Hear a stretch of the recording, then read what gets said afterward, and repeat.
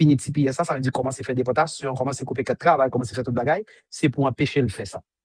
Cette décision, ça, que le juge Anarias prend le 2 février, là, une décision qui t'écoute, mais décision, ça, c'est une décision qui gagne. Est-ce que nous permettre au gouvernement finir TPS là, qu'on y a, malgré le dossier dans le tribunal, toujours pendant qu'on a décidé.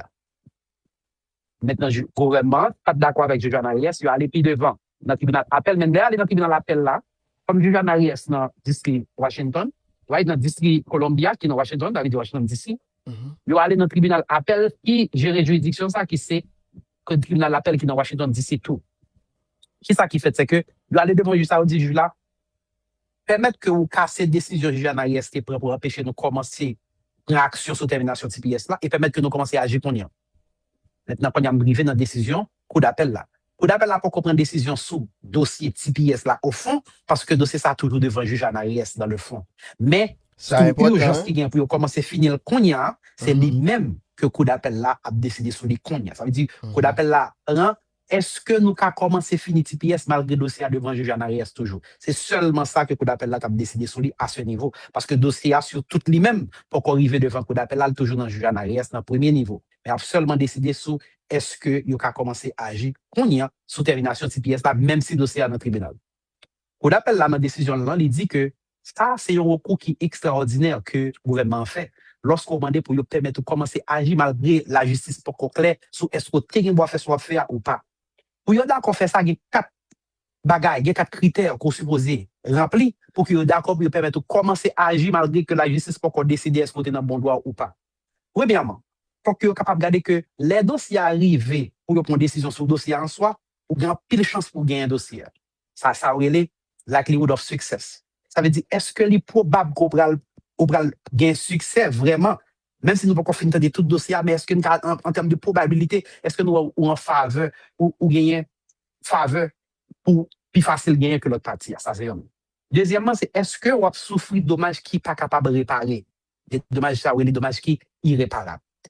Troisièmement, regardez tout, est-ce que l'autre partie qu'on a envie d'agir contre l'IA, nous regardons en tout même avec partie, nous font balance, qui est-ce que nous avons subi dommages qui est plus grand, qui est plus gros, partie qu'on a demandé pour permettre d'agir contre l'IA. Et quatrièmement, est-ce que c'est dans l'intérêt public pour que vous quittez fait ça? Tribunal l'appel là dit comme ça, vous pouvez arrêter sous deux graines bagages, il n'y a pas besoin d'aller sous deux critères.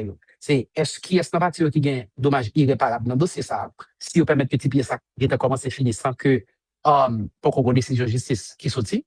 Et deuxièmement, les balancer équilibre. Ça veut dire, les regarder, ça gouvernement dit qu'il a souffert, et ça l'autre monde, TPS dit qu'il a souffert, il a regardé qui est-ce qui est plus grave. Right? Est-ce que dommage irréparable existait pour le gouvernement? Et ensuite, s'il existait pour le gouvernement, par gouvernement avec pas mon TPS qui est-ce qui est plus gros? C'est deux bagages ça seulement. Puis il a dit, il a seulement considéré ça parce que il déjà, ouais.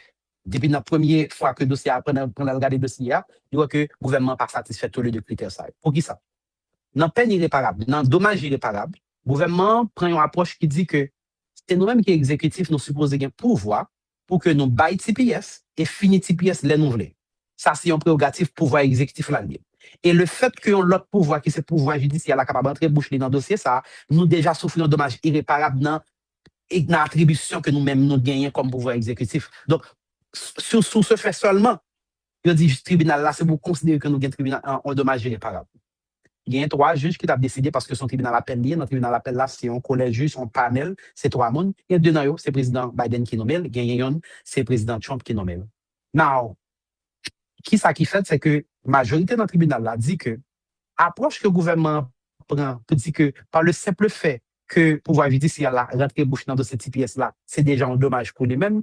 Je dis ça, son approche qui est minimaliste. Ça veut dire que son approche qui réduit le dossier à une question procédurale, à une question de forme seulement, qui n'est pas vraiment capable de montrer un dommage concret qu'il a subi. Et on reprend, le tribunal l'appelle la répondre en phrase que le juge Anarias mis dans la décision là, côté que il dit, le gouvernement pas arrivé à montrer même un grain de dommage que lui-même l'a subi si il pas arrivé à faire un TPS rapidement. Il y a 2 bagages que vous considérez lorsqu'il a dit, est-ce qu'effectivement, il est capable de dire que TPS, pas fini TPS ou haïtien, va le faire et le gouvernement américain subit un dommage qui est irréparable. Premièrement, il dit, le gouvernement a déjà essayé de finir TPS ou haïtien par le passé, nous songeons lorsque vous avez essayé de finir TPS dans notre 2025. Là, ça, c'était ni Venezuela ni Haïti qui étaient ensemble. Et puis, le gouvernement, à un certain moment, a choisi de faire appel contre le dossier Venezuela. Et puis, il dit, il n'a pas fait appel dans le même dossier, ça, Haïti était dans le même dossier avec Venezuela. Il dit, il fait appel pour permettre de finir TPS pour Vénézuéliens. Mais il n'a pas fait appel pour Haïtiens parce que Haïtiens, c'est quelques mois seulement, il aurait été pour finir anyway, parce que TPS a pas fini pour Haïtiens en 3 février 2026. Là, ça note en 2025.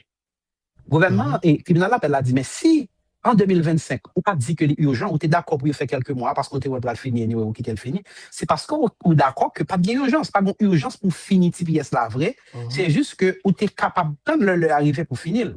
Et si on était capable de le pour finir en 2025, qui était quelques mois, eh bien, c'est même jean-jodi à dossier devant un tribunal qui peut pas décider, ou capable d'attendre encore quelques mois, au lieu qu'on dit, vous voulez finir TPS là, jeudi.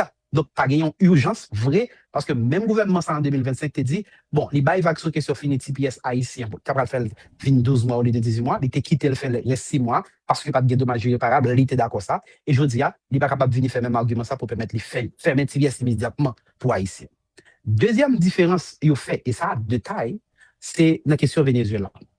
En 2 fois, dossier ça arrivé devant la Cour suprême pour qui permettent que le gouvernement arrive fini TPS pour Vénézuéliens pendant que le dossier a devant le tribunal. Right? La Cour suprême sortit décision qui n'a pas aucune opinion là-dedans, qui n'a pas dit pour qui ça décide comme ça du tout, et il seulement dit le gouvernement est capable de finir TPS Venezuela en 2 fois lorsque le tribunal dans Californie qui te prend décision en faveur de TPS, le dossier est arrivé dans la Cour suprême dit non, nous avons fini TPS là. Il l'appelle la noter de bagaille. Premièrement, dossier qui est arrivé devant la Cour suprême pour Vénézuéliens, la Cour suprême décidé, il n'a pas dit sur quelle base il décidé. Il n'a pas aucune guidance, il n'a pas aucune directive que le tribunal qui doit suivre pour décider même genre dans tout dossier. Donc, le tribunal a dit, étant donné que le Supreme Court n'a pas dit, non, pour qui ça lui permet que il a fini TPS, il a commencé à finir TPS Vénézuélien, malgré le dossier toujours dans le tribunal de jour, eh bien, nous ne sommes pas capables de présumer que c'est parce que nous fait ça pour toute qualité pays qui est TPS. Donc, il faut nous faire une analyse au cas par cas. Et là, on fait analyse au cas par cas, première différence que je vois, c'est que le gouvernement en position, c'est que pas de différence entre Venezuela, Haïti, Syrie, actif dans la question TPS. C'est le même dossier, il n'est pas capable de séparer, il n'est pas distinct, c'est le même bagaille. Juge dans le tribunal d'appel, majorité, dit non, il n'est pas d'accord avec l'approche, ça. Premièrement, argument que le gouvernement a dans la question Venezuela, c'est que l'idée dit que est actuellement engagé dans une discussion diplomatique avec le gouvernement Venezuela à l'époque, Nicolas Maduro était sous pouvoir, etc. Et que fini TPS là, fait partie des stratégies diplomatiques. Et lorsque on entre dans la stratégie diplomatique ou entre dans l'apanage de l'exécutif, nous pas qu'à fouiller bouche là dans le vrai, nous obligés de quitter l'âge. Donc, je l'appelle, il dit peut-être que la Cour suprême a pensé à ça, que dans le domaine diplomatique, qui sont domaine propre à l'exécutif, par conséquent, c'était Venezuela qui est obligé à agir comme ça. Ça, c'est un. En un cas Haïti, il n'est pas même capable de faire parler de démarche diplomatique parce que dans le même dossier par il dit que Haïti n'a pas une autorité centrale à l'époque. Il n'a pas un gouvernement établi, nous avons un concile, 9 mois, etc. Donc, dans le même argument gouvernemental à l'époque, argument diplomatique n'a pas marché pour Haïti parce que il était d'accord que Haïti, même en termes de forme de gouvernement, il y a aussi un flou dans le moment. Donc, ça, c'était une différence fondamentale entre Haïti avec Venezuela. Et deuxièmement, lorsque en 2025, il a fini TPS pour Haïti, le gouvernement a fait appel contre TPS pour Venezuela, il n'a pas choisi de faire appel pour contre décision pour Haïti, par conséquent, il était quelques mois encore. Donc, il dit que le gouvernement, même si on attendre quelques mois en 2025 pour tout est TPS Haïti a fini 3 février 2026, donc quand il y a la dossier devant la justice, on est capable d'attendre quelques mois encore. Ça, c'est 2 parmi 3 juges qui sont majoritaires qui décident ça. Mais il y a un juge, Walker, qui décide, qui lui-même écrit opinion par lui, 3e juge là, qui écrit opinion par lui pour dire, je ne suis pas d'accord avec la conclusion majoritaire. Évidemment, cette conclusion majoritaire, c'est les décisions tribunal là. Mais lui-même, il dit que, il prend même approche que les approches minimalistes que le gouvernement prend pour dire que chaque fois que le pouvoir est bouché dans le dossier que l'exécutif doit faire, ça a déjà pour contrôle constitué un dommage irréparable. Et par conséquent, le fait que on constitue un dommage irréparable, nous n'avons pas même besoin de garder questions de déportation, séparation familiale avec le dagaï que mon CBS peut subir, même comme dommage irréparable. Nous sommes de rester dans le niveau dommage que le gouvernement lui-même l'a subi. Ça, c'est l'approche pali pour que il dit que si c'était lui-même qui était dans la majorité, si c'était l'autre juge avec, si c'était lui-même qui avait pris décision, c'est comme ça l'État bail gouvernement, en l'État décidé en faveur du gouvernement. Maintenant, ça, c'est technicalité de la décision. On y a là, gouvernement, très probablement, pour aller devant la Cour suprême avec décision ça, bien que les déjà sous même sujet ça devant la Cour suprême déjà. Mais le fait que gagne tout aller mener venir ça en question de TPS là, le fait que gagne un tribunal à travers le pays qui prend des décisions qui parfois en faveur du gouvernement, parfois en faveur de mon TPS, donc il y a une forte possibilité que la Cour suprême d'accord pour un dossier comme ça. Parce que le niveau devant la Cour suprême, c'est pour regarder est-ce que la d'accord pour un dossier ou pas. Il y a un prendre en urgence pour décider, ça c'est un bagage. Il y a un prendre sur le fond pour régler, par exemple, il y a une différence qui y a entre différents cours d'appel. Par exemple, si 9e cycle, il y a une différence par rapport au 9e cycle cours d'appel là, il y a une différence fondamentale par rapport à Jean interpréter la loi, par rapport à ça que le tribunal d'appel d'ici a décidé. Par conséquent, la Cour suprême capable de prendre ça seulement comme raison pour dire que oui, je suis obligé de mettre bouche dans ça pour empêcher que justice dans le pays vienne trop différent de un coup d'appel à l'autre coup d'appel. Donc, il est capable d'accepter. Mais comme ça, tout, ça arrive que la Cour d'appel, que la Cour suprême pas accepté et prend un recours. Et s'il n'a pas accepté prendre un recours, là, c'est ta plus grosse victoire que nous sommes capables de gagner. Cependant, dans le dossier Haïti TPS, là, il y a un recours que le gouvernement fait à travers le dossier que le gagne contre la Syrie, un tribunal dans New York qui t'a empêché de finir TPS pour Syrie, il arrivé avec le dossier ça dans la Cour suprême. Il tout dit la Cour suprême spécifiquement. Étant donné que chaque tribunal dans le pays a un ballon résultat différent, l'État même la Cour suprême ballon résultat qui est uniforme avec guidance, avec directive que le tribunal de l'appel l'asile pas de gagner. Pour que lui clairement dit que lui est capable de finir ni pour Venezuela, ni pour Haïti, ni pour Syrie, avec n'importe quel pays qui gagne TPS. Dossier ça, donc on connaît si à la Cour suprême d'accord en urgence encore, réalité politique a changé, réalité relationnelle entre pouvoir exécutif là avec Suprême Court là a changé, il y a un pile élément qui entre dans l'équation comme ça. Maintenant nous arrivons dans le côté que nous avons besoin qui était temps pour nous voir que ça va venir après. Mettez dit la guerre, si bien comprendre, soit dit là, ça qui annoncé avant hier, c'est Poco.